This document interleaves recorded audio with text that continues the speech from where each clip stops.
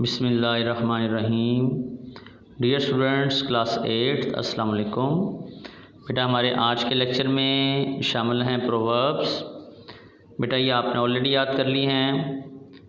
इसमें इस तरह से है कि एग्ज़ाम में या तो इनकी उर्दू आएगी, आपने इंग्लिश लिखनी होगी, या इंग्लिश में जो प्रोवर्ब है उसका कोई वर्ड मिसिंग होगा तो आपने उसको मुकम्मल करना होगा।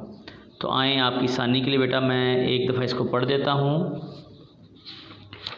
इत्तेफाक में बरकत है, union is strength, self done is well done, blood is thicker than water, it is useless to cry over spilled milk, self praise is no recommendation, charity begins at home, haste makes waste, a man is known by the company he keeps, all is well that ends well, tit for tat, great boast, little roast। तो बेटा ये first 11 है, आप लोगों ने already याद की हुई हैं। इंशाल्लाह उम्मीद है कि आप लोग इसको बड़ी आसानी से रिवाइज़ कर लेंगे।